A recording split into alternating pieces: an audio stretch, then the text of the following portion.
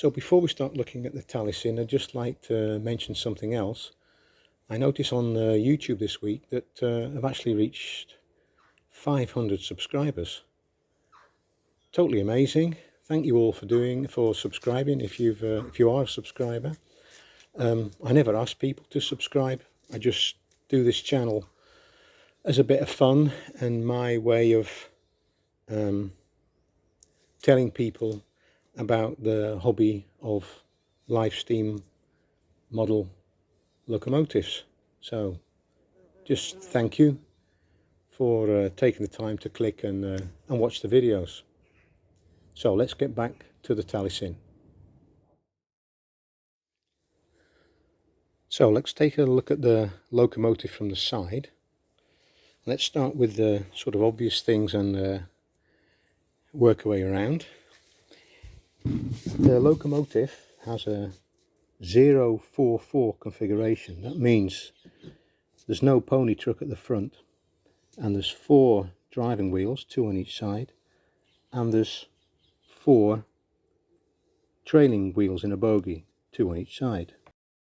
The front driving bogie is actually a movable bogie. It can move horizontally and vertically a certain amount. So this means that it can go through tighter curves than a same configuration, wheel configuration locomotive could if the driving wheels were and the chassis was fixed. So that's that.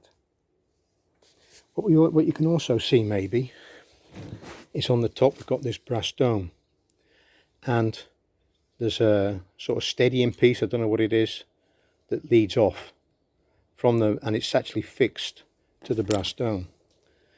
On the model, underneath that brass dome, if I remove it carefully, we have the safety valve. Now the safety valve, like all the roundhouse locomotives I've got, is set to 40 psi. The significance of this fitting here will come out a bit later on. So if we look closer on the outside of the power bogie on each side, you'll see there's not much valve gear there. All we have is the piston rod going to the crosshead, then we have the connecting rod, and then the coupling rod that couples both driving wheels together. And that's because this locomotive has internal valve gear, and we'll take a look at that shortly. So continuing down the left hand side of the locomotive, we have the water level glass, and if you note there's 1, 2, 3, 4 sets of screws in there holding that glass in. And what I tend to do is when it's running, and if the water level in the glass goes below this lower third, then I put more water in.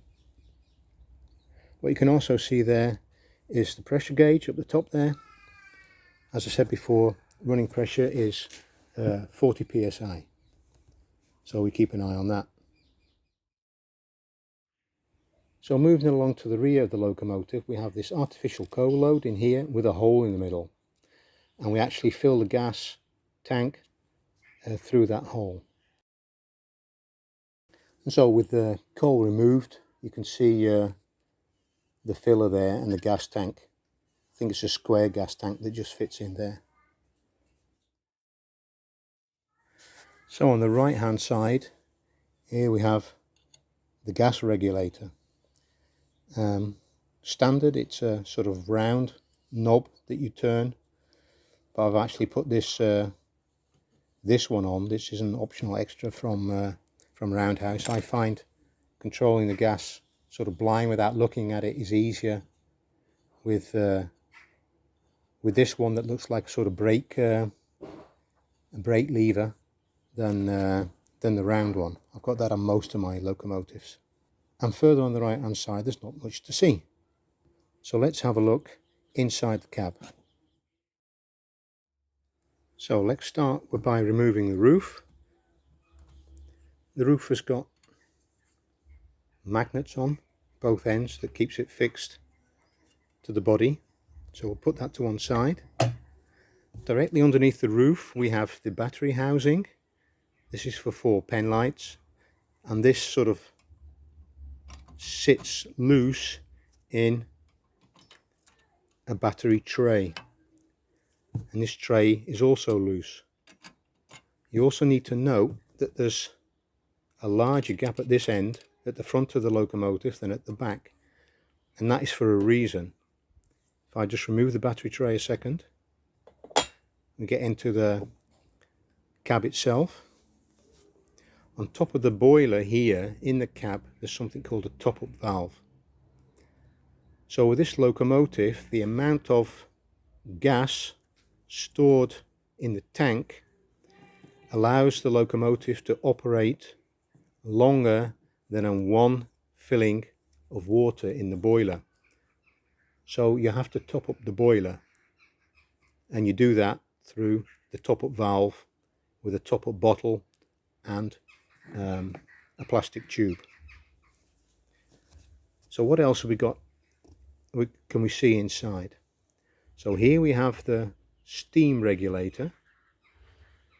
So the steam in the boiler comes up through this component here, and it goes further along the lines towards the cylinders through the steam regulator here. And obviously in this particular case, being radio control, it goes, this steam regulator goes downwards to open up.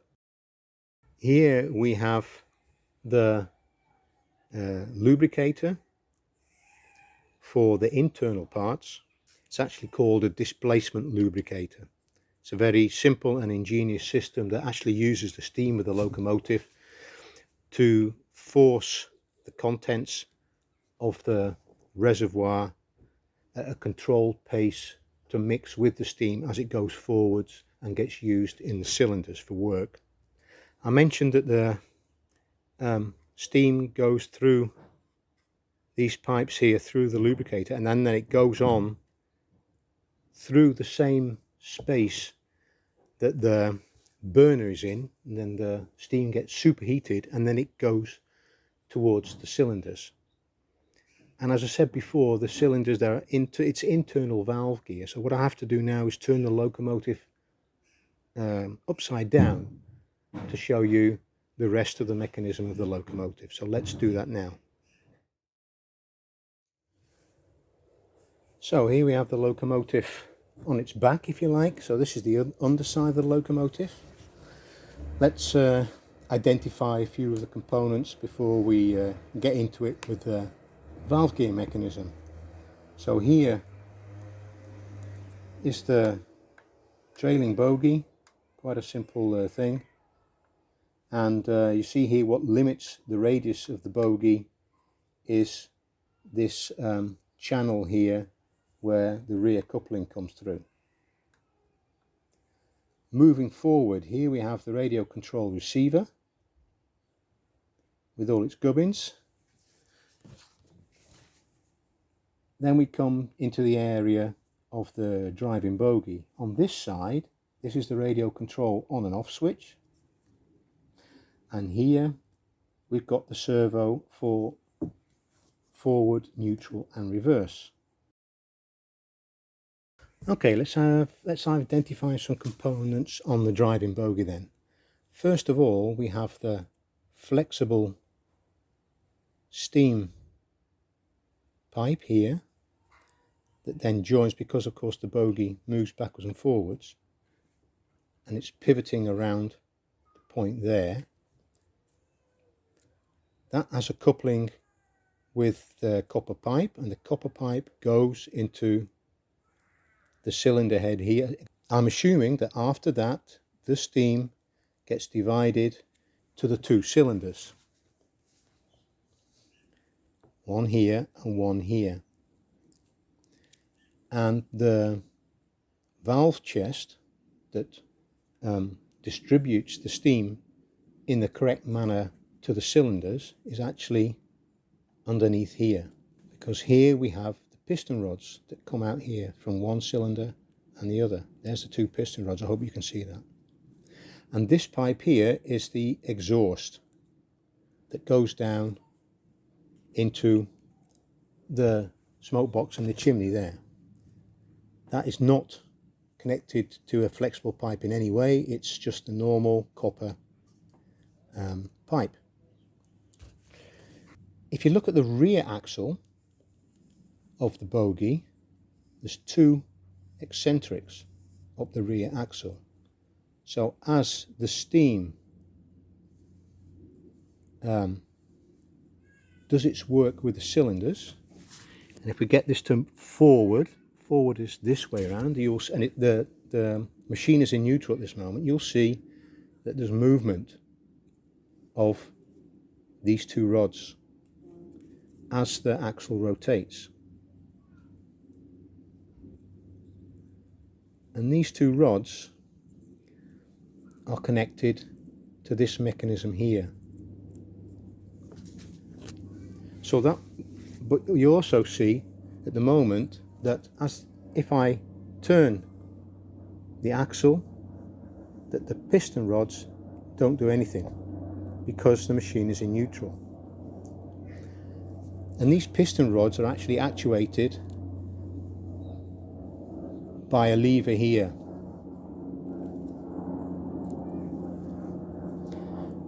So this lever needs to be moved either into a forward or a reverse position to get the locomotive working, and that is done through this sort of lifting arm here, which is moved by the servo. So what I'll do, I'll put some batteries in, we'll start the radio control up, and we'll just put it in forward and reverse so you can see the movement. So the radio control is now on, and if I turn the wheels with the locomotive in neutral, you'll see that the piston rods don't move. And keep an eye on what happens here when I engage forward gear. You see that this rod lifts higher, and then when I rotate the cylinders, you can see here that the piston rods move backwards and forwards at the correct time to the correct amount as configured by the factory. I don't want to do it too much because obviously there's no internal lubrication oil going through to the cylinders. So I've put it back to neutral, and watch, I'm going to engage reverse now, so watch it again, and then it goes down, and this time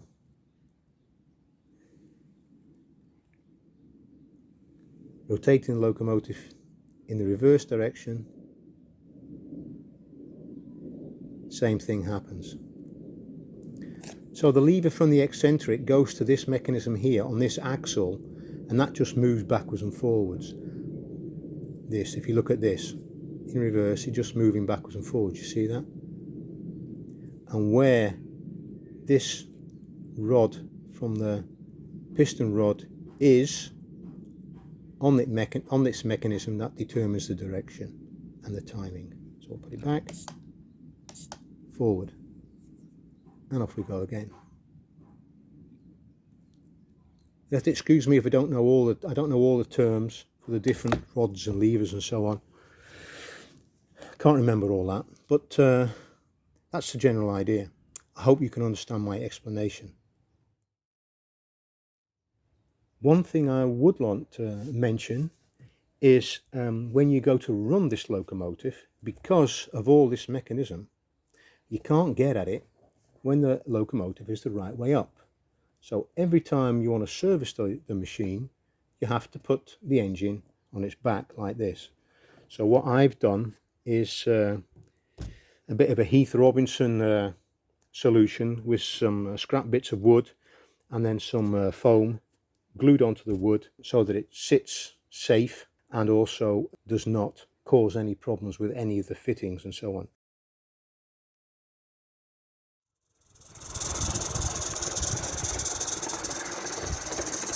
So I hope you all enjoyed that detailed look at the Taliesin, and I'll just finish off this video with some footage of the locomotive running earlier this year.